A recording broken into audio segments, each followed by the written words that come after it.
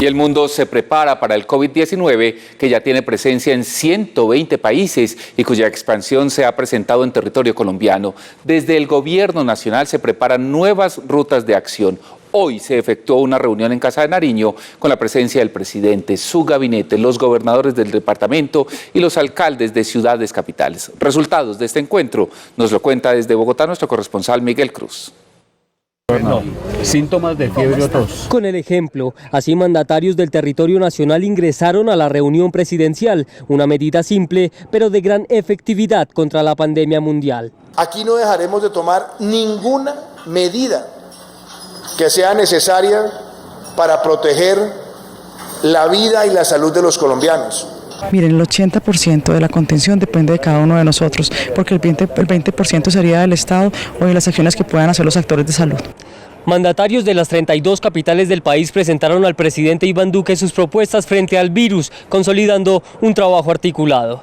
Entonces, para defender la vida tenemos que hacer otro sacrificio en otros frentes y así lo haremos. De una desescolarización gradual para hacerlo en la forma más contundente, pero también la más responsable. Hay muchas regiones donde aún no nos ha llegado la disponibilidad de hacer las pruebas y por esto le hemos pedido que en las regiones más próximas de Colombia, donde aún es difícil la fuerza del Estado materializarla, podamos tener rápidamente acceso a ellas. Entre las medidas además se destaca que desde el 16 de marzo se restringe el ingreso a personas no nacionales y no residentes en Colombia que hayan permanecido durante los últimos 14 días en Europa y Asia. En máxima alerta se encuentran las autoridades antioqueñas luego de conocerse 3 nuevos casos del coronavirus en el departamento. Ya son en total 24 en todo el país. El Instituto Nacional de Salud informó que 2 de estos casos son en Medellín y 1 en Río Negro.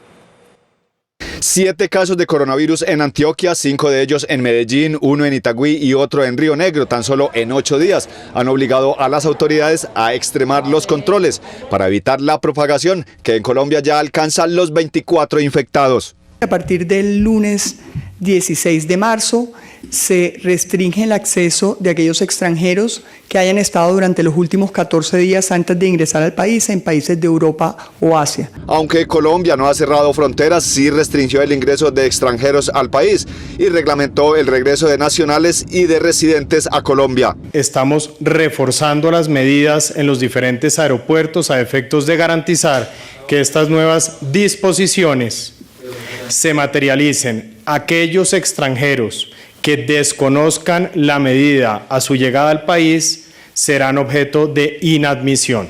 Además de los 7 casos en Antioquia, hay 11 en Bogotá, 2 en el Valle, 2 en el departamento de Huila, 1 en el Meta y otro en Cartagena. El gobierno ha dispuesto las líneas 123 y el numeral 747 para información y ayuda relacionada con la enfermedad. Bueno, y precisamente en Río Negro el Consejo Municipal del Riesgo decretó la emergencia sanitaria luego de confirmarse el caso de coronavirus en ese municipio. Las medidas contemplan la suspensión de clases en los colegios públicos y también en los privados. Con la declaratoria de emergencia sanitaria, el Consejo Municipal del Riesgo de Río Negro tomó algunas medidas con el propósito de contener la diseminación del virus.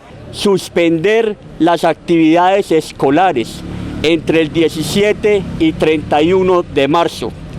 Realizaremos acciones en la red hotelera, restaurantes, con todas las restricciones e incluso tomar medidas de cuarentena en donde se evidencie que hay situaciones sintomáticas. Según las autoridades, el paciente con contagio positivo es un hombre de 35 años que se encuentra estable y en aislamiento en su lugar de residencia. Está en las mejores condiciones, está estable, está con seguimiento permanente. Desde hace 3 días le estamos haciendo seguimiento permanente y es una persona que no tiene ningún problema ni ningún riesgo a su salud. El paciente habría estado en Estados Unidos, entró al país por Bogotá, luego pasó por Pereira y de allí a Río Negro.